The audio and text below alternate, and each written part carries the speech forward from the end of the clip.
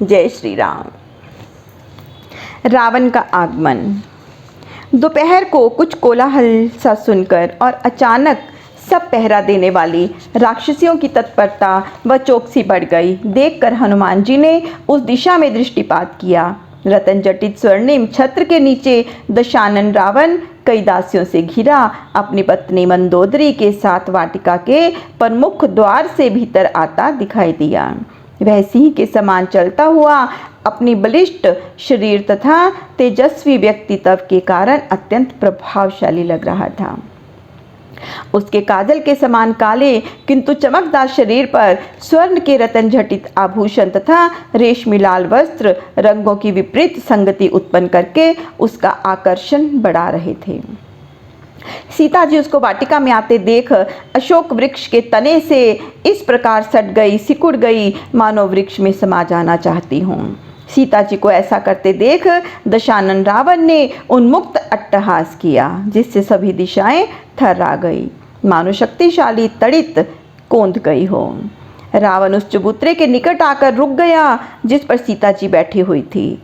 फिर वाणी में, नेत्रों में और मुख पर प्रेम के भाव लाते हुए बोला, हे सुमुखी, कैसा आश्चर्य है कि जो लंकेश तुमको हृदय की गहनता से चाहता है तुम उसी से अपने प्रेमी दास से भय और संकोच करती हो।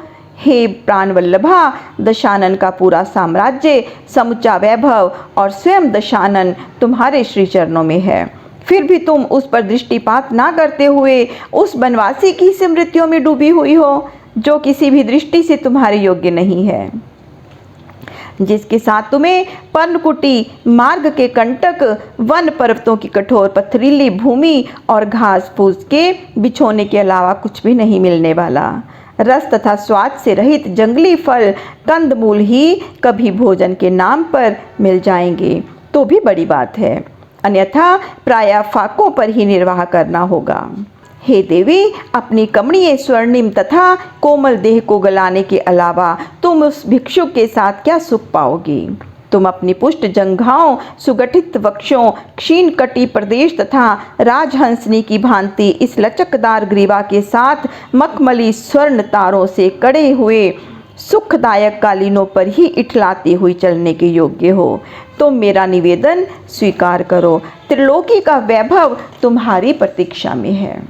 मैं त्रिलोक विजेता रावण तुमको अपनी पटरानी बना दूंगा। जितना भी ऐश्वर्य कल्पना में लाया जाना संभव है सब तुम्हारे चरणों में डाल दूंगा। मंदोदरी आदि सब तुम्हारी दासियां हो जाएंगी। रावण त्रिलोक पर राज्य करता है। हे प्यारी, तुम इस रावण के हृदय पर राज्य करो। रावण ने यद्यपि स्वर को भरसक कोमल तथा भावपूर्ण बनाकर वार्तालाप किया था, फिर भी उसकी आवाज़ में वह गंभीरता और प्रताप था कि सुनने वाला उसकी उपेक्षा नहीं कर सकता था। सीता जी पर उसके वचनों का उसी प्रकार कुछ भी प्रभाव न हुआ जिस प्रकार गरम तवे पर पानी के छींटों का। वह अपनी गर्दन, सिर और नेत्रों को झुकाए हुए कछुए की भांति सब अंग समेटे हुए मौन रही। हनुमान जी अशोक वृक्ष पर बैठे हुए सब देख व सुन रहे थे। उनको रावण पर बहुत क्रोध आ रहा था जो सीता माता को विभिन्न प्रलोभन देकर भ्रष्ट करने का असफल प्रयास कर रहा था। अपने अनुरोध का कोई प्रभाव न पड़ते देखकर अपनी रानियों व दासियों के समक्ष रावण ने स्वयं को बहुत अपमानित अनुभव किया। उसके स्वर में अधिकार तथा कठोरता का भाव उत्पन्न होने लगा। वह रोषपूर्वक बोला, हे सुंदरी, जल में रहते हुए मगर की उपेक्षा करना बुद्धिमानी नहीं होती। मैं तुमसे प्रेम के कारण बार बार निवेदन करता हूँ और तुम्हारी सहमति प्राप्त करने का इच्छुक हूँ, अन्यथा तनिक विचारो तो सही। मैं सर्वशक्ति संपन्न पूर्ण समर्थ सम्राट हूँ। मेरी इच्छा ही मेरा शासन है। यदि मैं बलांत भी तुमको भोगना चाहूँ तो मुझे रोकने वाला और तुम्हारी रक्षा करने वाला यहाँ पर कौन है? देवता, ग्रह और स्वयं काल भी तुम्हारे पुकारने पर तुम्हारी सहायता के लिए नहीं आ सकते, क्योंकि वे सभी मेरे बंदी हैं। फिर इतना मान क्यों दिखा रही हो? नखरा सौंदर्य की अदा है, किंतु वह हद से अधिक हो जाए तो पुरुष के प्रेम को आक्रोश में बदल देता है। इसलिए ऐसी मूर्खता मत करो, यह तुम्हारे लिए अत्यंत घातक हो सकता है। मेरा प्रेम तुम्हारी उपेक्षा से तुम्हारे प्रति घृणा में जब तक परिवर्तित ना हो जाए तभी तक तुम्हें मान जाना चाहिए। रावण ने क्षण भर रुककर अपनी बात का प्रभाव देखा, फिर पुनः बोला, यदि तुम इस भ्रम में हो कि वह बनवासी जिसके पास स्वयं पहनने और तुमको पहनाने के लिए वस्त्र तक नहीं है, जिसे तुम मात्र शुभ संयोग से ही प्राप्त हो गई थी, वह तुम्हारी रक्षा के लिए यहाँ आएगा, तो ये स्वप्न समझकर भूल जाओ। कोई भी मनुष्य 100 योजन का समुद्र पार करके यहाँ नहीं आ सकता। समुद्र पार करने की तो बात ही दूर की है, वह इधर को मुंह भी करेगा तो मेरे अनुचर उसको वहीं मार डालेंगे।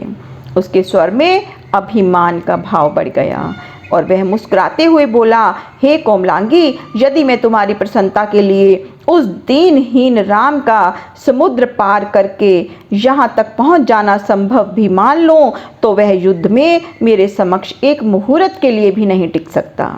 इंद्र और यमराज भी उसके रक्षक हों तो भी मेरे प्रकोप से उसकी रक्षा नहीं कर सकते। मैं उसका चिन्ह तक पृथ्वी से इस प्रकार मिटा दूंगा जैसे विधवा की मांग सूनी हो जाती है। तब भी कोई विकल्प शेष न रह जाने पर तुम्हें मेरी अंकशायिनी बनना होगा, तो अभी मान जाओ। प्रभु राम का अनादर जब सीता जी को सहन नहीं हो पाया तो उन्होंने सामने पड़ा तृण उठाकर उसकी ओट में रावण को डांटते हुए कहा, अरे नीच, पर नारी पर काम दृष्टि रखने वाले तुझको लज्जा भी नहीं आती? स्वयं को त्रैलोक के सम्राट बताने वाले तुम अधम को इतनी भी शिष्टता नहीं कि दूसरे की विवाहित स्त्री से किस प्रकार से और क्या बात करनी चाहिए।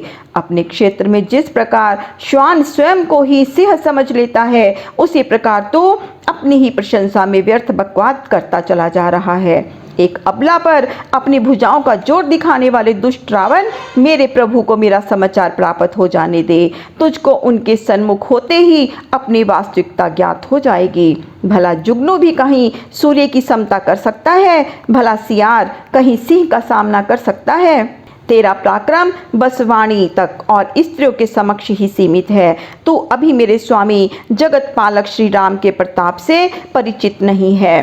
काल को भी निस्तेज कर देने वाले उनके तीक्ष्ण बाणों से तुझको स्वयं महाकाल भी नहीं बचा सकते। जब तक मेरे प्रभु राम के चरण लंका में नहीं पड़ जाते तब तक तू भौंकता रह सकता है। स्त्रियों पर बल दिखाना नपुंसकों का ही कार्य है। वीर अपना बल स्त्रियों पर नहीं दिखाते। सिंहनी का स्वप्न देखते रहने और सिंहनी को प्राप्त करने की कामना मात्र से श्रृगाल को सिंहनी प्राप्त नहीं हो जाती। तुझे भस्म कर देने के लिए तो मुझ सती की कोप दृष्टि ही पर्याप्त है, परंतु इस प्रकार मेरे स्वामी की सामर्थ्य का लोक में अपयश होगा।